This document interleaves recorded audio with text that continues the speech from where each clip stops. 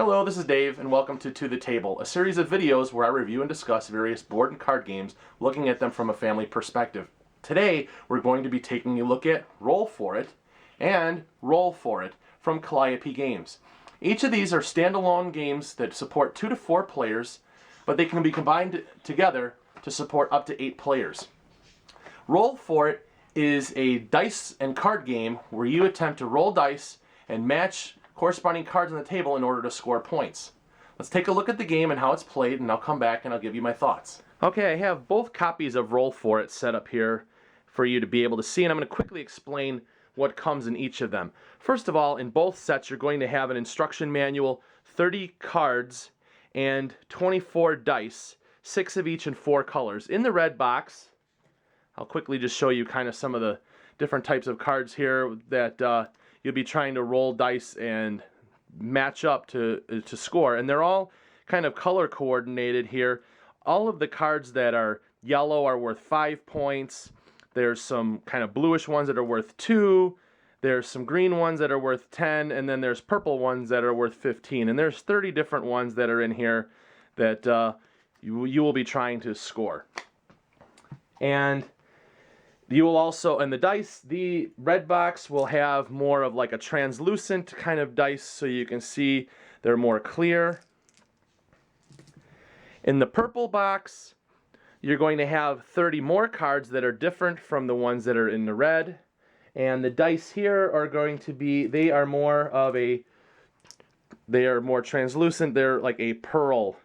They're a pearlized finish on these here. So each of the games standalone can play 2 to 4 players, or you can combine them and you can play up to 8 players. So just noting too on the quality of the components here, these dice are really, really nice. They've got nice kind of like the slightly rounded edges. They roll really nice. And the cards themselves are, they have a laminated finish on them. And I also have these sleeved because a lot of times I sleeve my cards for my games. But even if I take it out of the sleeve, here they have like a laminated finish on there, so you don't have to worry in case you accidentally spill something on there. But they're nice quality on those. So let me show you a quick setup of the game and how it's played. Okay, I have the game set up for 4 players, and what I have done is each of the players received the 6 dice in the color of their choosing. And I have taken the 30 cards in the deck and I have shuffled them up and I have dealt out the top 3 face up.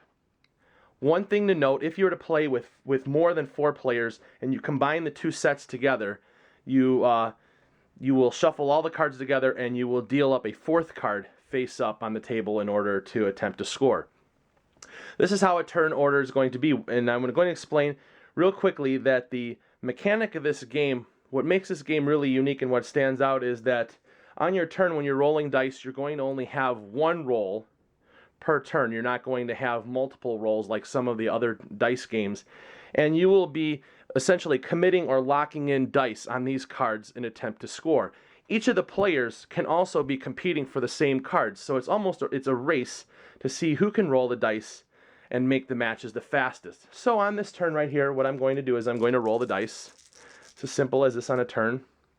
And I will look at what I have. And I happen to have a 2, a 3, a 4, another 4, and a 6. I have a 2, 3, 4, 5, 6. So I have quite a number of, I have a variety of things that I can do here. First, what I'm going to do is I'm going to take this 5 and this 6 and I'm going to match them up right there. And then I'm also going to take this 2 and these 2 4s, and I'm going to lock them in over here. This 3 right here doesn't match up with anything, so I'm not going to use it. What I will do then in turn is I'm going to score this card right here for 2 points, and I will put this off to the side, and these 2 dice here will go back into my hand and will be available in my dice pool for the next turn. I will then turn the next card face up, and that is the end of my turn. Now what will happen is the next player will roll their dice, and we will do the same thing. They have 2 1s, 2 2s, a 3, and a 5. So what I'm going to do is they will then take their 2 dice over here and we'll attempt to try to compete for that, and maybe we'll put a 1 there. And these other 3, they can't be placed here. So their turn will be over. The next player over here will play, and we'll roll their dice, and they will go ahead and they will score this 1 and this 4 right here, and we'll go ahead and complete this 2 here, and we'll pull these off to the side. Now, an interesting thing here. This player has made this match here for 2 points, so they will pull this card away and put it over in their scoring pile. These 2 dice go back into their dice pool, and now this green die right here will end up going back into their dice pool and be available for the next turn. And then we will flip up the next card. And the next player will roll and attempt to see what they're going to do here, and we have a couple of 4s, which I'm going to commit over here. Now, when you're going for something that costs 15 points, it's usually going to require all 6 of your dice in order to score, and they have various combinations. And that will be the white player's turn.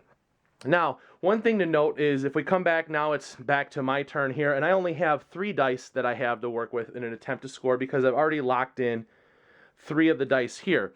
And I could try to score this if I wanted to, but if there was something else that I decided that I wanted to do, or I already had a couple dice committed and things just weren't going my way, what I could do is I could bring all of my dice back. What I would have to do is I would have to pull all my dice back, no matter what cards they're played on, and put them into my hand, and then I'd be able to re-roll. And this play is going to continue around, going after trying to score these various types of cards until the first player reaches 40 points. And that's Roll For It. Okay, so let's talk about Roll For It from Calliope Games. This is a fun game. It's very, very light, and who doesn't like to roll a bunch of dice? This game, just from the concept of it, is unique in the fact that most of the other dice games, when you're attempting to score, you're rolling the dice and then you have a couple of re-rolls in an attempt to score. This game, what you roll is what you have to work with, and the extra element of everybody else having 1 roll and committing dice and trying to attempt to score the same card that you are really makes for a nice competitive game. Now, when I talk about competitiveness, this is a friendly competition. Most of the time, when you're playing in a group, it's not really cutthroat. In fact, a lot of times you're looking to see if they're going to score, and you're kind of encouraging your opponents to score, especially on some of the 15-point cards. That is, when you're committing all of your dice, that's a lot of time in order to get it. And sometimes, it takes a while to get that, but it's worth it when you see somebody score and they're taking that 15 points. Now, granted, you may lose the game, but it's still kind of fun nonetheless. The one thing that I do like about Roll For It is that anybody can play this game. I've had kids, my nephew is playing it, he's 5 years old, and he was able to roll the dice and kind of match up the dice with the cards that are on there, and he was able to quickly catch on as to how to be able to score. And it was really kind of cute to watch some of the kids as they're kind of talking to their dice saying, roll 3s, roll 3s, roll 3s, and they're rolling the dice and hoping to have 3s come up. So that's really good. And the only drawback that this game has, that the game can lag a little bit, especially when you are trying to roll to score a card that's worth 15 points where you have all 6 of your dice, because you have to wait your turn in an attempt to roll. So sometimes that can drag out. But on the other hand, if there's other people that are also competing for that same card, there is the tension of who's going to get it first. So that does kind of balance it out.